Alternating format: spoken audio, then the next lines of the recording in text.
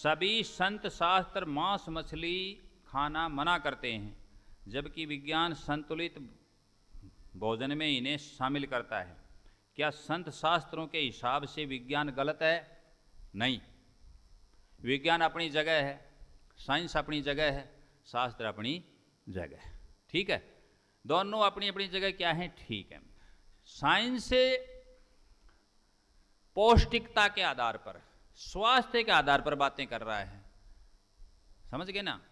मतलब साइंस का जो अध्ययन है ना, वो क्या होता है, चरणबद्ध तरीके से होता है। सुन लो बात ध्यान से, साइंस चरणबद्ध तरीके से चलता है। अब ये कम पढ़े लिखे और हैं माता बहन नहीं समझेंगे इन बातों को। चरणबद्ध तरीके से चलता है साइंस, मतलब क्रमबद्ध। जैसे अब ये, तो अब ये, जैसे हमने एक जीना चढ़ाया तो पहले एक पैड़ी, फिर दूसरी पैड़ी, फिर तीसरी, ऐसे कौन चलता है? साइंस, विज्ञान खोज करता है, सर्च करता है।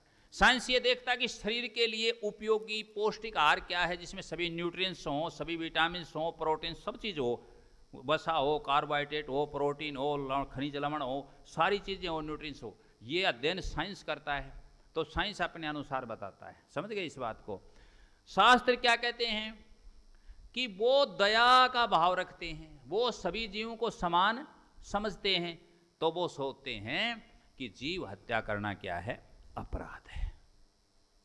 समझ गए इस बात को।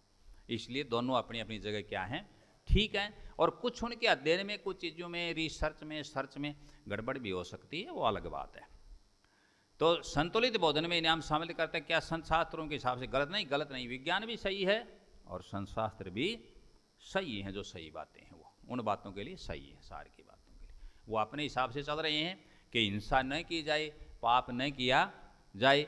अब जैसे ये अपने जैन धर्म में है, तो ये लोग रास्ता बुहार करके फिर आगे कदम रखते हैं। इनके जो संत महात्मा नहीं होते, वो मुनि होते हैं, जिनको बोलते हैं ना जैन मुनि, तो वो रखते हैं पिछीर, वो साफ करते नहीं चलते।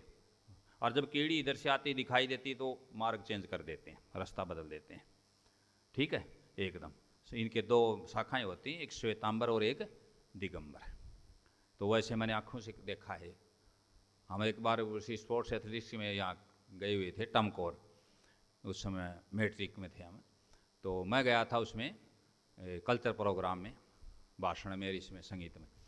तो उस समय दिन में हम इधर टहल रहे थे, एक महात्मा जी, ये कोई आचार्य महाप्रज्ञ कोई जा रहा था, और वो सफ़ेद वस्त्र थे उसके, वहाँ मंदिर है इनका जैनियों का टमकोर में।